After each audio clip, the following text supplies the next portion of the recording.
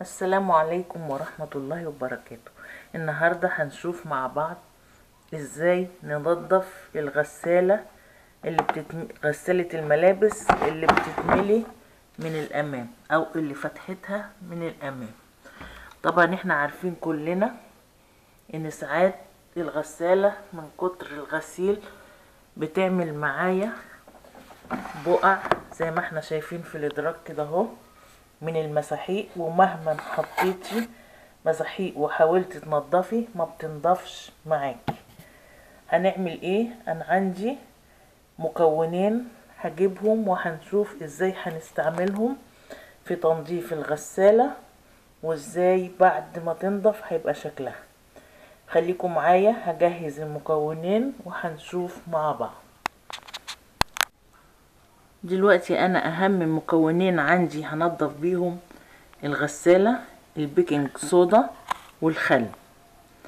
هاخد ربع كوباية من البيكنج صودا هدوبها في ربع كوباية مية، وهاخد حوالي كوباية من الخل او اكتر حسب ما انت عايزة. دلوقتي هنشوف هدوب البيكنج صودا وهجهز الخل وهنشوف هنحطهم ازاي في غسالة الملابس وازاي هننضفها. خليكم معايا.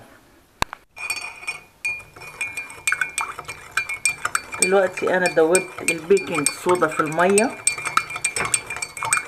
كويس قوي، وبعدين عندي المكان اللي انا بحط فيه مسحوق الغسيل بحط البيكنج صودا في المكان ده. بعد كده بجيب الخل، طبعا انا هقفل الدرج. هاخد الخل اعايره في الكوباية، شايفين مطرح البيكنج صودا الخل بيفور معايا. هاخد الخل واحطه في داخل الحلة بتاعت الغسالة زي ما احنا شايفين كده. بعد ما حطيت الخل هبتدي اقفل واشغل الغسالة عندي على درجة فيها تسخين، وهشغل الغسالة واسيبها تاخد دورة كاملة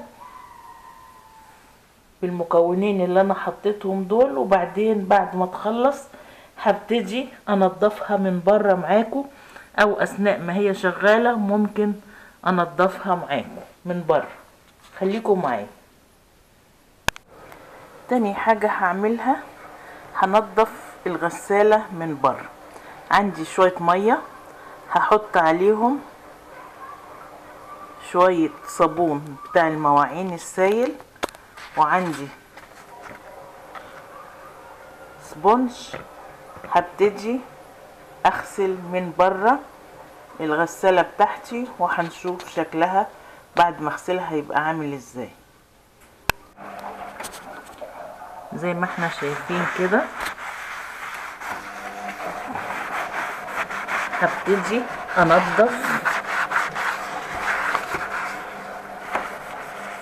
كل الوش بتاع الغسالة بالسبونجة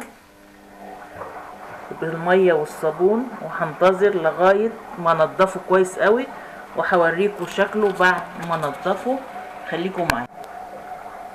بعد ما صبنت الغسالة من بره زي ما احنا شايفين كده اهو هبتدي انضفها بسفنجة من غير صابون بمية بس، وبعدين انشفها بفوطة نظيفة وهنشوف مع بعض بعد ما اخلص.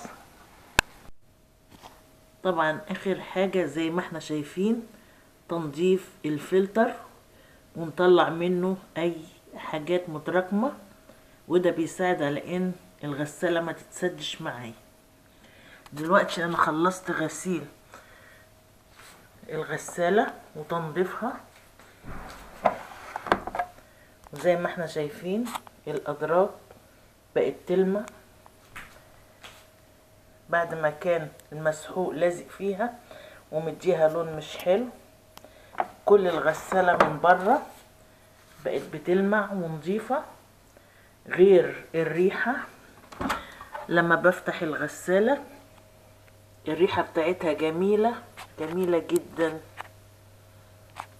طبعا الخل مفعوله حلو قوي قوي على الغسالات، بيخلي ريحة الغسالة حلوة جدا وبينضفها وبيطهرها. وبكده اكون خلصت معاكم طريقة تنظيف غسالة الهدوم بمكونين 2 بس. لو انت عايزة تزيدي ممكن بتحطي مبيض وبتلفيه دورة تانية لوحدها، بيديكي نتيجة برضو حلوة وجميلة قوي. وإلى اللقاء في فيديو آخر إن شاء الله.